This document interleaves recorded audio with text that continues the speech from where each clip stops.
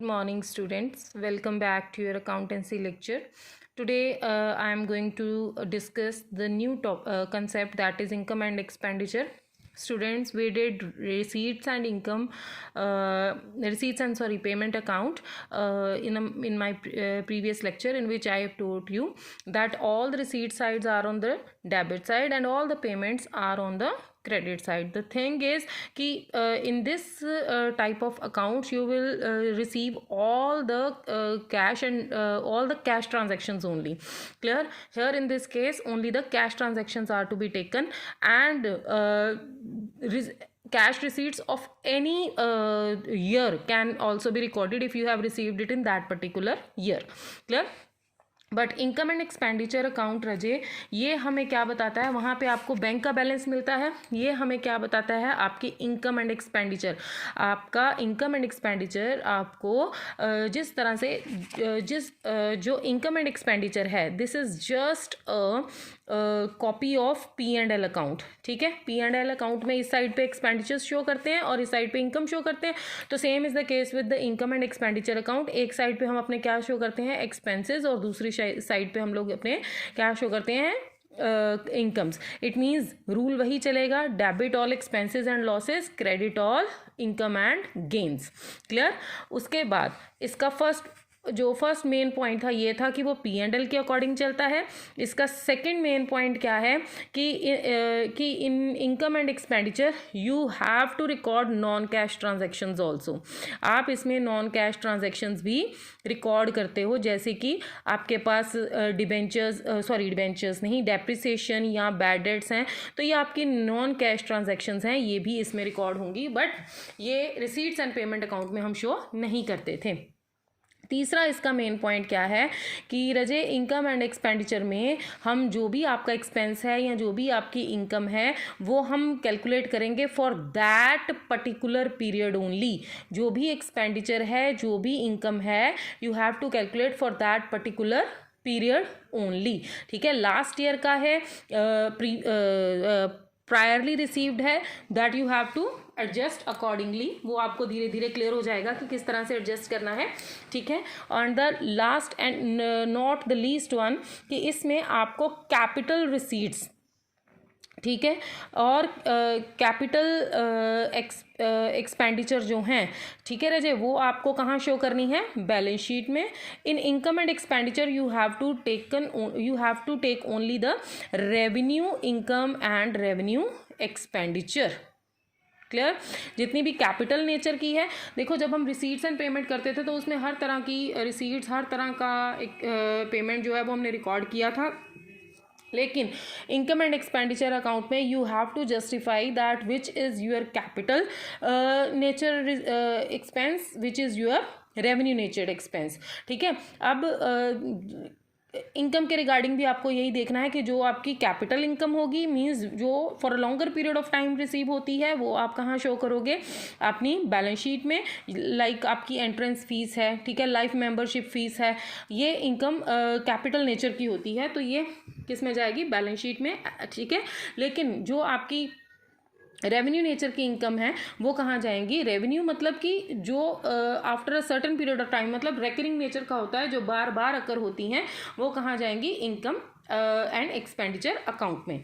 Clear? तो I have told you everything in detail कि क्या क्या इसमें लेना है और क्या नहीं लेना है. तो let's see this thing. Here, income and expenditure account is prepared at the end of the accounting period, matching revenue receipts with revenue expenses. क्योंकि इसमें कैपिटल एक्सपेंडिचर और कैपिटल इनकम को हम रिकॉर्ड नहीं करते, वो बैलेंस शीट का part है. Revenue expenses for the accounting period are taken whether they have been paid और नॉट. ठीक है, उस अकाउंटिंग पीरियड के आपने लेने हैं, चाहे वो पे हुए हैं चाहे नहीं हुए हैं. उसी तरह से रेवेन्यू इनकम भी है, चाहे वो रिसीव हुई हैं चाहे नहीं हुई, लेकिन अगर उस अकाउंटिंग पीरियड में है तो आपने उसको रिकॉर्ड करना है. नॉन कैश ट्रांजैक्शंस को भी आपने अकाउंट करना है. कैपिटल एक्सपेंडिचर को बैलेंस शीट में शो करना है. कैपिटल इनकम को आपने जो है वो कैपिटल रिसीट्स को शो करना है. क्लियर? बैलेंस शीट में.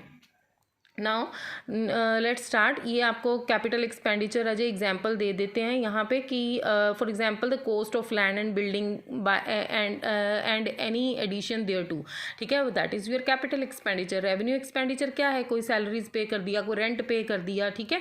कैपिटल रिसीट्स क्या है, कैपिटल रिसीट्स होती हैं कि जब which are not revenue in nature, like life membership fees है, ठीक है, डोनेशंस हैं, बिल्डिंग फंड्स हैं, जितने भी फंड्स हैं वो कैपिटल नेचर के हैं, ठीक है राजे।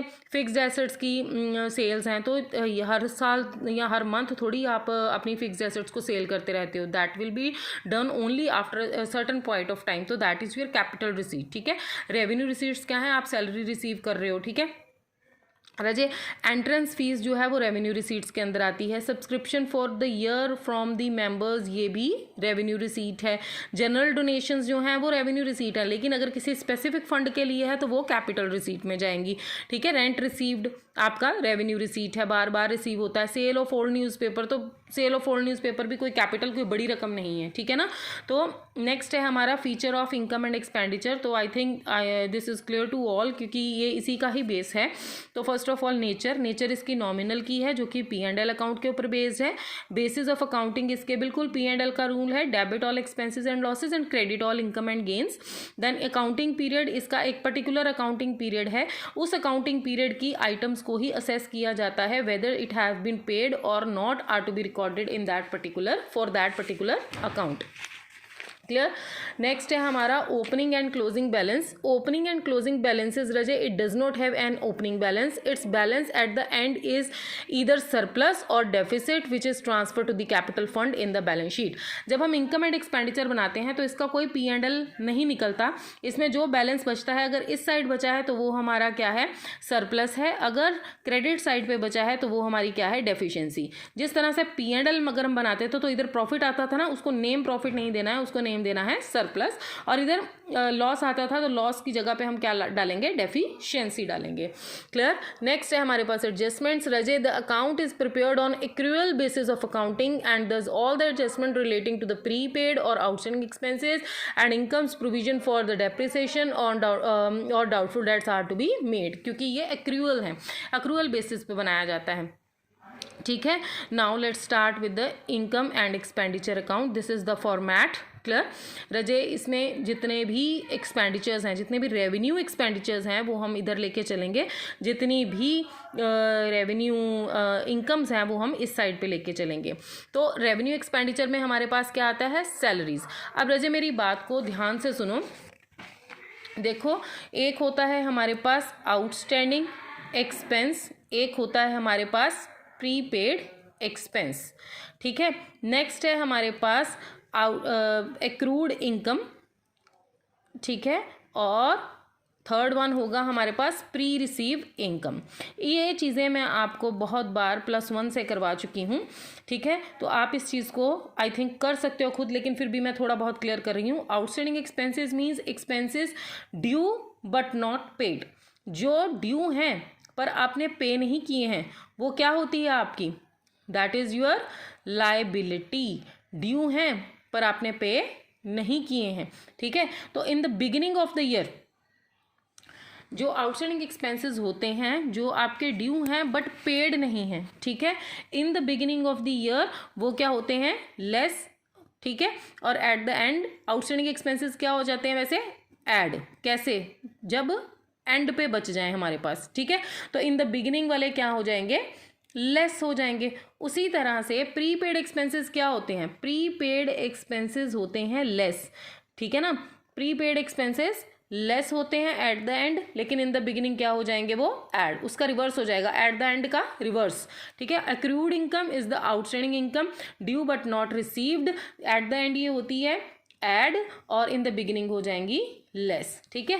जो प्री रिसीव इनकम होती हैं वो एट द एंड होती हैं लेस, और इन द बिगिनिंग क्या हो जाएंगी, ऐड। तो ये फॉर्मेट आपको ध्यान में रखना है। तो यहाँ पे जब सैलरीज की बात आती है, salaries is your expense, outstanding expense eight the and, outstanding expense eight the and add होते हैं, इन द बिगिनिंग ऑपोजिट लेस हो जाते हैं, ठीक है। ये सारे एक्सपेंडिचर बताए हुए हैं, ठीक है। प्री पेड एक्सपेंसेस इसमें से लेस किए हैं, देखो ऑडिट फीस है, प्रिंटिंग एंड स्टेशनरी है, ऑनोरेरियम, ऑनोरेरियम क्या होता है कि कुछ काम करने के बदले में कुछ एक्स्ट्रा सैलरी प्रोवाइड करना, दैट इज उनको ऑनर देना, that is honorarium. Telephone expenses हैं, रिपेयर्स हैं, depreciation, loss on sale of fixed assets है, ठीक है, that is your revenue expenditure. Sports material use, ठीक है। और इस साइड पे सब्सक्रिप्शन में देखो, सब्सक्रिप्शन इज योर इनकम, ठीक है। तो accrued income in the beginning of the year, sorry accrued income at the end of the year, तो at the end of the year की एक्रूड इनकम क्या होती है, ऐड होती है, तो इन द बिगिनिंग क्या हो जाती है, लेस हो जाती है, ठीक है। और एडवांस यानी कि pre receive income, pre receive income in the beginning of the year क्या होती है, at the end of the year क्या होती है, लेस होती है, in the beginning opposite add हो जाती है, ठीक है। उसके बाद ये by entrance fees, admission fees, ठीक है। उसके बाद general donations, then sale of old newspaper, hall rent, gain on sale of fixed assets, because ये होता तो वन टाइम ही है तो रेवेन्यू नेचर का ही, ठीक है। देन उसके बाद सन्ड्री रिसीट्स हैं, देन डेफिसिट है, तो यहाँ पे डेफिशिएंसी निकलेगी। Clear? Now let's start with the question from question number illustration 6, fee collected including 80,000 for the previous year. अब हमें पता है कि जितनी भी इनकम्स हैं वो किस साइड जाएंगी, क्रेडिट साइड पे, और एक्सपेंडिचर जाएंगे डेबिट साइड पे। अब जो इस पर्टिकुलर अकाउंटिंग पीरियड का एक्सपेंडिचर या इनकम है, सिर्फ वही इसी में रिकॉर्ड होगा, जो पिछले वाले या अगले फ्यूचर वाले जो हैं वो इसमें रिकॉर्ड नहीं होंगे। तो फ़ी कलेक्टेड है इनकम, फ़ी कलेक्ट की इनकम है तो इस साइड आएगी, लेकिन including 80,000 for the previous year, पिछले साल के पैसे इसमें इंक्लूडेड हैं, तो हम क्या कर देंगे, उसको लास्ट ईयर के लेस कर देंगे हम 80,000। क्लियर? लेस कर देंगे, आउटस्टैंडिंग इन द बिगनिंग जो प्रीवियस ईयर का है वो लेस हो जाएगा, जो इस ईयर का है वो ऐड हो जाएगा। तो fees outstanding for the year, outstanding expense eight the end of the year क्या होगा, ऐड होगा, तो हम इसमें ऐड कर देंगे, तो ये हमारे पास फीस की नेट अमाउंट आएगी। क्लियर? उसके बाद है हमारे पास salaries paid, salary paid is your expense, तो it will come on the debit side, ठीक है। वो कह रहा है including 3,000 for the previous year, तो प्रीवियस ईयर का एक्सपेंस है 28,000 में से ये 3,000 हम लोग क्या करेंगे, लेस कर देंगे, लेकिन salary outstanding at the end of the year 1,000 और भी है, outstanding at the end of the year 1,000 पिछले साल ड्यू था, outstanding at the and, it means it at the and क्या करते हैं हम लोग, ऐड करते हैं, तो 1,000 हमने इसमें ऐड कर दिया, तो हमारे पास नेट अमाउंट आ गई 26,000। नाउ एंटरटेनमेंट एक्सपेंडिचर्स, तो ये भी आपका रेवेन्यू एक्सपेंडिचर है। टूर्नामेंट एक्सपेंडिचर, ठीक है, वो भी इधर ही आएगा।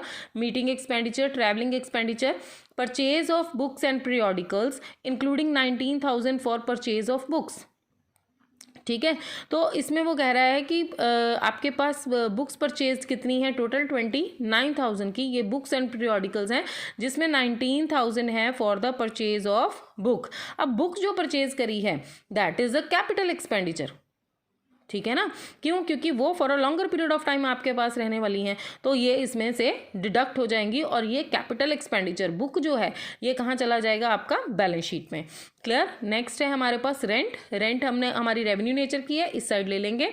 Postage and telephones, printing and stationery, ठीक है, यहाँ तक आपका क्या है, ये रेवेन्यू एक्सपेंडिचर है। आगे है डोनेशन रिसीव्ड, अब जब तक नहीं बताया तो it depends upon your description whether you are going to treat the donation as general and the specific one, because यहाँ पे कोई नेम नहीं है, तो we will assume that it is a general donation and it will come on the income side of the P&L account, ठीक है। ये कोई स्पेसिफिक नेचर की नहीं है, इसलिए हमने इसको इधर लिया। अगर स्पेसिफिक लिखा होता ना कि donation for this, donation for building, तो फिर मतलब वो स्पेसिफिक पर्पज़ के लिए है, तो स्पेसिफिक पर्पज़ की डोनेशन जो है वो आपका कैपिटल एसेट हो जाएगा, ठीक है, वो फिर आप कैपिटल में लेके चलोगे। क्लियर है बच्चे? तो ये हो गई आपकी इलस्ट्रेशन 6। उसके बाद आपने इनको बैलेंस करना है, जो भी आपकी अमाउंट बचेगी वो क्या आएगी, आपकी सरप्लस। क्लियर? नाउ इसी तरह से हमारे पास बैलेंस शीट है। बैलेंस शीट का फॉर्मेट हमारे पास रजे, जिसमें अगर हम लोग सिंपल करते हैं, हमारी जितनी भी एसेट्स हैं वो इस साइड आएंगी, cash in hand, cash at bank, fixed assets, then current assets जो भी हैं सब इधर आ जाएंगी, और उसके बाद आउटस्टैंडिंग सब्सक्रिप्शन, ठीक है, प्री पेड एक्सपेंसेस, ठीक, उसके बाद कैपिटल फंड में क्या क्या ऐड होगा? कैपिटल फंड में बहुत कुछ ऐड होने वाला है। कैपिटल फंड होता क्या है? कैपिटल फंड होता है total assets minus total liabilities, ठीक है। अगर आपको ओपनिंग जो नहीं बताया हुआ, कैपिटल फंड का बैलेंस नहीं बताया हुआ, तो in order to calculate the capital fund you will just prepare the balance sheet according to this and you will get your capital fund, ठीक है। तो इसमें जितनी भी करंट एसेट्स आपको दी होंगी वो आप सारी डाल दोगे। सारी चीज़ें डालने के बाद जो बैलेंस बचता है वो कैपिटल फंड है, ठीक है। नाउ यहाँ पे इन्होंने कुछ इमेजिनरी फिगर्स लेके रजे इसको सॉल्व किया है, ठीक है। तो यू कैन ऑल्सो टेक, अगर क्वेश्चन में की डिमांड होती है बच्चे कि कैसे करना है आपने उसको सॉल्व। अब ये फॉर्मेट है बैलेंस शीट का। बैलेंस शीट में जितनी भी फिक्स्ड एसेट्स हैं बच्चे वो हमने डाल देनी है। अगर बिल्डिंग में कुछ ऐड किया होगा वो आप ऐड कर दोगे। डेप्रिसिएशन लेस होती है, ये तो हमें पता ही है। किसी भी एसेट का कोई पार्ट सेल होता है वो हम डिडक्ट कर देंगे, कोई पार्ट और ख़रीद रहे हो तो वो ऐड हो जाएगा। डेप्रिसिएशन तो लेस होती है। यहाँ पर सारी करंट एसेट्स जाएंगी। करंट एसेट्स में क्या आएगा? सब्सक्रिप्शन इन द ईयर, ठीक है। प्री रिसीव इनकम है, ठीक, सॉरी अक्रूड इनकम है, देन अक्रूड इंटरेस्ट है, इन्वेस्टमेंट सारी, कोई building fund investment, sports fund investment, मतलब जो कैपिटल नेचर का है वो सब इधर आएगा, ठीक है। उसके बाद है capital fund. The main thing is this capital fund. कैसे कैलकुलेट करना है? जो भी आपको ओपनिंग बैलेंस दिया है कैपिटल फंड का, अभी आपने देखा कैसे निकालना है। ओपनिंग बैलेंस में से हमने ऐड कर देना है जो आपका प्रॉफिट, यही करते थे हम बैलेंस शीट में, जो हमारी कैपिटल का बैलेंस होता था उसमें हम लोग प्रॉफिट ऐड करते थे। तो सेम इज़ द केस यहाँ पे भी हमारे पास जो ओपनिंग बैलेंस आएगा उसमें हम सरप्लस ऐड कर देंगे, ठीक है। वो चीज़ इधर शो हो जाएगी। उसके बाद है बिल्डिंग फंड। अगर कोई फंड है, स्पेसिफिक फंड है, तो उस फंड के रिलेशन में जो अमाउंट आई है वो उसी में ही ऐड होगी, ठीक है। अगर बिल्डिंग फंड है तो बिल्डिंग फंड का कोई ओपनिंग बैलेंस आपके पास है, जो अगर कोई डोनेशन उसके लिए है वो उसमें ऐड हो जाएगी। अगर कोई इनकम आई है फ्रॉम बिल्डिंग फंड इन्वेस्टमेंट वो भी उसी में ऐड होकर बैलेंस शीट में शो करेगी। Same sports fund. फंड मतलब स्पेसिफिक नेचर के लिए, मीन्स स्पोर्ट्स के लिए ही, ठीक है ना। तो अगर आपने कोई प्राइजेस उसी के थ्रू अवार्ड की हैं तो वो उसकी बैलेंस को कम कर देगा, ठीक है। इसको ये नहीं करोगे कि आप बैलेंस शीट उसमें इनकम एंड एक्सपेंडिचर में ले जाओगे। No, funds are related to the specific things. तो फंड्स वहीं पे जाएंगे, कैपिटल नेचर के हैं तो आपके बैलेंस शीट में लाइबिलिटी साइड में ही शो होंगे। उसके बाद आपकी करंट लाइबिलिटीज़ हैं, आउटस्टैंडिंग एक्सपेंसेस हैं, रेंट हैं, सैलरीज हैं, ठीक है। जितने भी आउटस्टैंडिंग एक्सपेंसेस, करंट लाइबिलिटीज़ हैं वो सब इधर आ जाएंगी। ये चीज़ें तो हम +1 से बैलेंस शीट बनाते आ रहे हैं। आई थिंक हम आपको पता है कि कैसे करना है। नेक्स्ट है हमारे पास फंड बेस्ड अकाउंटिंग। अब फंड बेस्ड अकाउंटिंग क्या है? फंड बेस्ड का मतलब है रजे कि वो अमाउंट जो हम सेट असाइड कर लेते हैं by a not for profit organization, कि this amount will be use for this purpose only, कि ये अमाउंट हमने इसी पर्पस के लिए यूज़ करना है, तो वो फंड कहलाता है, ठीक है ना। जैसे fund based accounting means the accounting whereby receipts of donations and incomes relating to the particular fund are credited to that particular fund and payments and expenses are debited to that particular। ये अभी हमने यही किया ना कि उसके relation में जितनी इनकम्स हैं उसी में ऐड होंगी, उसका जितना भी उसके रिलेशन में एक्सपेंडिचर है वो उसी में से लेस हो जाएगा, इसको अलग नहीं शो करना, ठीक है। तो यही चीज़ इन्होंने यहाँ पे एक्सप्लेन कर दी है दोबारा, ठीक है।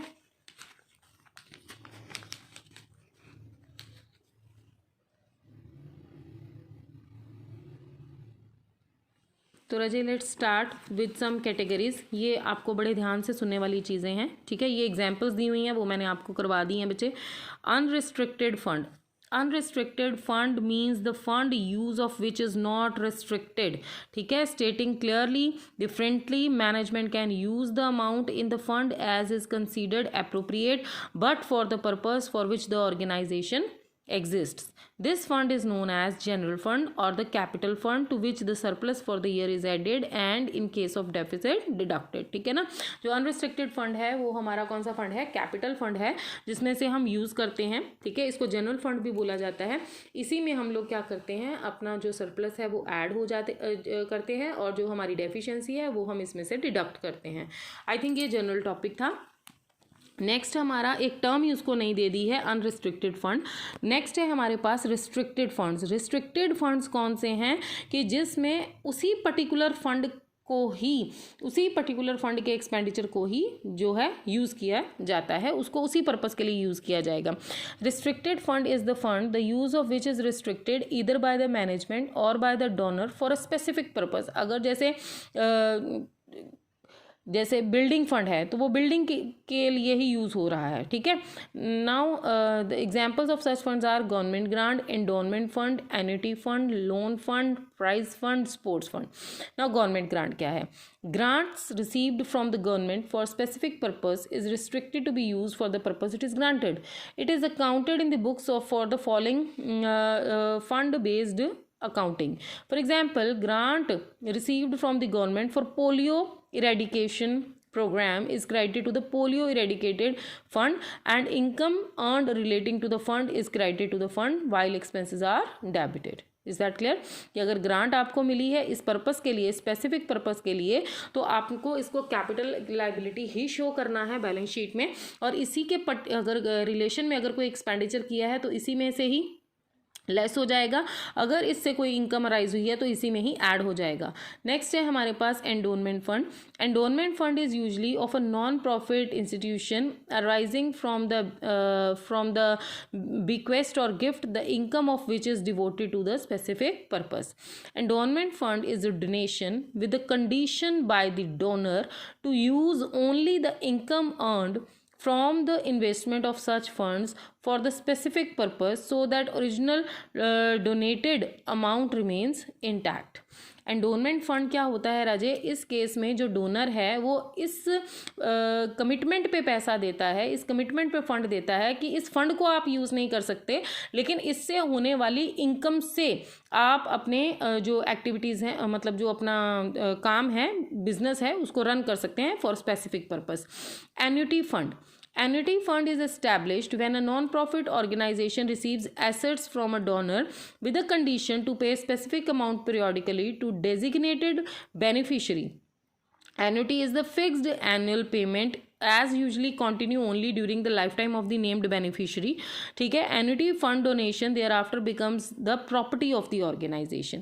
ठीक है. एंडोनमेंट और एन्युटी फंड में क्या डिफरेंस है कि जो एंडोनमेंट के लिए डोनर अमाउंट देता है उसको यूज़ नहीं कर सकता, उससे होने वाली इनकम को वो यूज़ कर सकता है एक स्पेसिफिक पर्पस के लिए. एन्युटी फंड क्या है कि वो मंथली या ईयरली जो है वो कुछ अमाउंट डोनर को प्रोवाइड कर देता है और धीरे धीरे वो एसेट जो है वो उसकी हो जाती है. नेक्स्ट है loan fund. Loan fund is set up to grant loans for the specific purposes, say loan to pursue higher studies. ठीक है. अगर आपने अपने बिजनेस ऑर्गेनाइजेशन के वर्कर्स को लोन प्रोवाइड करने हैं, ठीक है, तो आप एक लोन फंड क्रिएट कर दोगे कि उसी में से लोन प्रोवाइड होगा उनको. नेक्स्ट है fixed assets fund. Fixed assets fund रजे is a fund earmarked for investment in fixed assets. ठीक है ना, कि आपने कोई फंड क्रिएट किया हुआ है कि whenever you are in need of arranging the finance for the purchase of the fixed assets you can have your own. ठीक है, तो it is to be transfer to the capital fund. Then prize fund. Prize fund is a fund set up to use for the donation as prizes for the achievement or the contribution for the welfare of the society. Now let's start with illustration 7. How are the following items accounted in the not for profit organization? Raje tournament fund है. Tournament fund है 2 लाख का. Tournament expenses, हर particular expense जो है उसका अगर fund जो है उसके रिलेशन में जो एक्सपेंस है वो उसमें से डिडक्ट हो जाएगा, उसकी जो रिसीट्स हैं उसमें ऐड हो जाएंगी. इट मीन्स 2 लाख में 80,000 ऐड करोगे, 2,80,000, उसमें से ये 60,000 उसका एक्सपेंडिचर है तो माइनस हो जाएगा, इट विल बिकम 2,20,000. तो ये 2,20,000 इसकी ट्रीटमेंट क्या है, इसको आप बैलेंस शीट में लेके चलोगे. Clear on the liability side. Second case है बिलियार्ड मैच एक्सपेंसेस.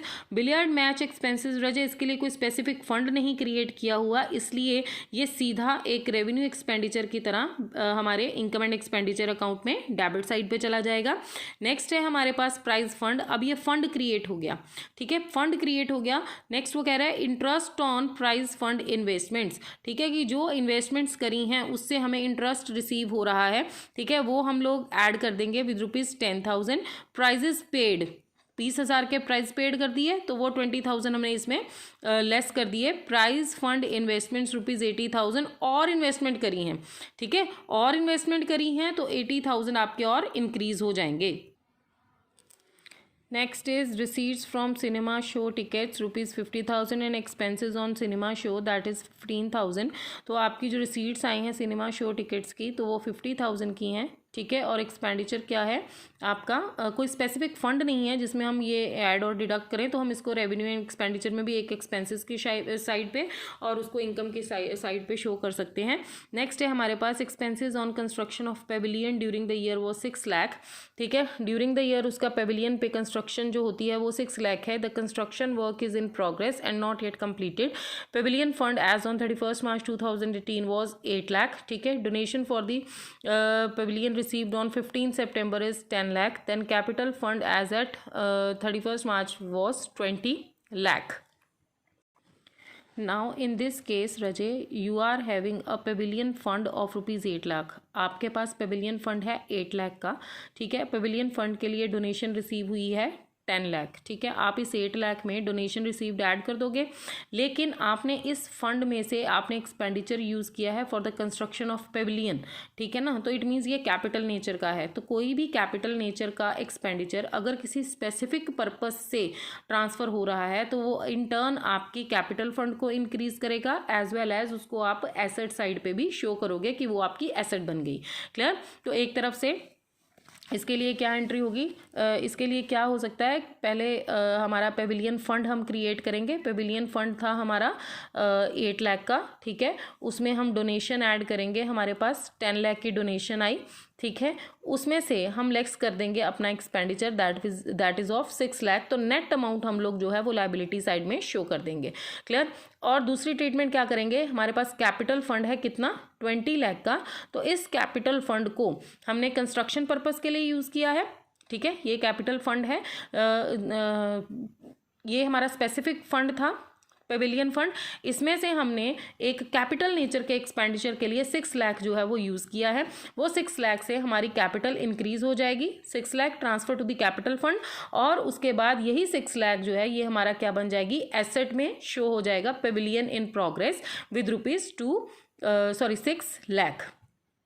क्लियर। इस तरह से आप इसकी ट्रीटमेंट जो है वो बैलेंस शीट में करोगे, ठीक है। नेक्स्ट है हमारे पास इलस्ट्रेशन 8। इसको ध्यान से समझो। The information given below is related to the income and expenditure. रजे स्पोर्ट्स फंड दिया है 1 अप्रैल को। स्पोर्ट्स फंड एक स्पेसिफिक नेचर का फंड है, तो इट मीन्स ये बैलेंस शीट में इसकी ट्रीटमेंट होगी, ठीक है। तो स्पोर्ट्स फंड इन्वेस्टमेंट्स हमारे पास कितनी है 10 lakh. Clear. Sports fund investments, अब स्पोर्ट्स फंड अलग है, स्पोर्ट्स फंड इन्वेस्टमेंट अलग है। स्पोर्ट्स फंड इन्वेस्टमेंट जो है वो आपकी एसेट है क्योंकि इन्वेस्टमेंट आ गया, ठीक है। Interest on sports fund investment कि आपने जो स्पोर्ट्स फंड किया है ना, उसमें जो इन्वेस्टमेंट करी हैं उसके ऊपर इंटरेस्ट रिसीव किया है, तो it means it will increase your sports fund, ठीक है। तो ये इसमें ऐड हो जाएगा।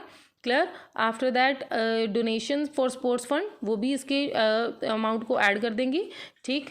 Then subscription will come on the credit side of your income and expenditure account. Then donation it is not return कि किस पर्पज़ के लिए है, तो इसलिए हमने इस डोनेशन को किस में ले लेना है, इनकम एंड एक्सपेंडिचर में। Then sports prize awarded, sports prize awarded जो है रजे, क्योंकि ये फंड में से ही दिए जाएंगे, स्पोर्ट्स फंड में से ही प्राइजेस दिए जाएंगे, तो हम लोग जो जितने भी स्पोर्ट्स प्राइज अवॉर्डेड हैं उसकी अमाउंट जो है हम इसमें से डिडक्ट कर देंगे। क्लियर। नेक्स्ट है हमारे पास एक्सपेंसेस ऑन स्पोर्ट्स इवेंट, तो ये जो एक्सपेंसेस हुए हैं वो भी इसमें से डिडक्ट हो जाएंगे। देन जनरल फंड आपको यहाँ पे कैपिटल साइड पे बैलेंस शीट में ही लाइबिलिटी साइड पे शो करोगे। देन जनरल फंड इन्वेस्टमेंट, अब जनरल फंड अलग चीज़ है, उसकी जो इन्वेस्टमेंट हुई है वो इस साइड आ जाएगी on the asset side. Then interest on general fund investments, अब जनरल फंड इन्वेस्टमेंट्स में अगर आपको कोई इंटरेस्ट मिला है तो that interest you will add back to the general fund. Clear, ठीक है। Interest on general fund investments is rupees 2 lakh, ठीक है। तो इन्होंने जनरल फंड इन्वेस्टमेंट थी 20 लाख, 20 लाख में 2 लाख आप इधर ऐड कर दोगे। Clear, they have not added it up here, but I think कि उसी से आने वाला इंटरेस्ट है तो ये जनरल फंड को ही इम्प्रूव करेगा, तो आप इसमें जनरल फंड में जो अपना 2 लाख है वो ऐड कर दोगे।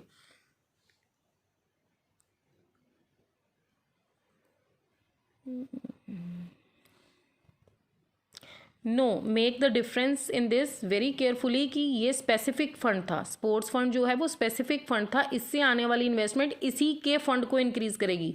लेकिन जनरल फंड जो है that is not specific one, वो जनरल है, तो उससे आने वाला इंटरेस्ट आपका किस में जाएगा, revenue income and expenditure account में, वो आपका रेवेन्यू एक्सपेंडिचर है, वो आपकी रेवेन्यू रिसीट है, सॉरी, ठीक है। और इससे स्पोर्ट्स फंड से आने वाली रिसीट आपकी कैपिटल रिसीट थी, इसलिए इसमें ऐड हुई है।